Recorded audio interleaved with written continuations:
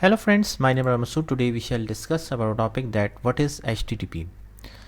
Friend, today's topic is very interesting, especially if you have interest in internet and you want to learn about it. So let's start, friend. First of all, I would request to please subscribe to my YouTube channel and click on the bell option as well so that my new videos can reach to you.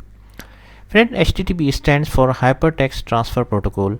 It is an application layer request response protocol for the web.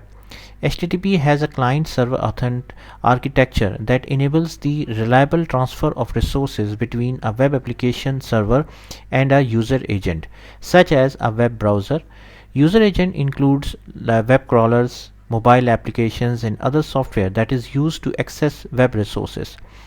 HTTP was designed to enable easy communication between devices and applications on the web. It defines how requests for content are formatted and transmitted and how responses are constructed.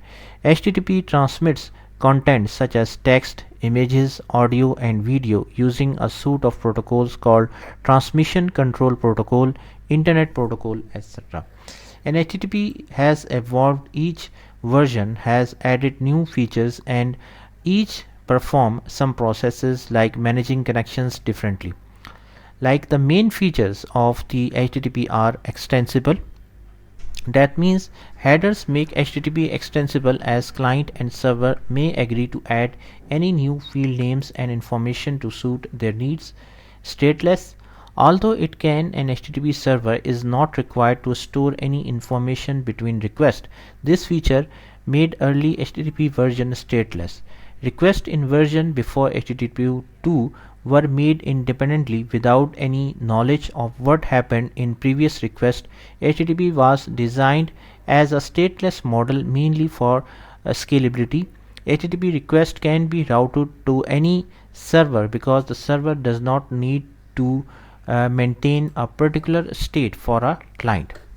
Okay, this means it's easy to scale the number of servers to match the expected workload, where maintaining a persistent connection would be resource insensitive.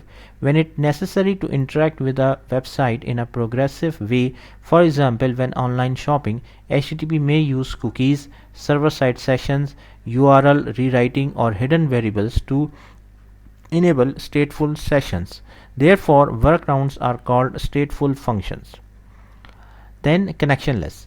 HTTP is generally considered connectionless because after the client has established a connection with the server, sent a request, and received a response, the connection is immediately dropped. HTTP is also considered connectionless because network connections are controlled at the transport layer, not at the application layer. HTTP uses TCP, which is connection based at the transport layer. Then media independent. As long as both the client and the server know how to handle specific data content as specified by the MIME type in a header, any type of data can be sent via HTTP. MIME stands for Multi-Purpose Internet Mail Extensions. HTTP is used on the webs wherever data needs to be transferred between a client and a server, for example APIs, web services, and a browser request. HTTP is usually used by users that do not have any confidential information that they have to worry about being hacked, who do not wish to purchase an SSL certificate, or who do not want to complexity of maintaining a secure site. So friend, thanks a lot for watching the video. I hope you like this video. If you like it, please share it with your friends and colleagues, and thanks a lot for watching the video. Thank you, friends.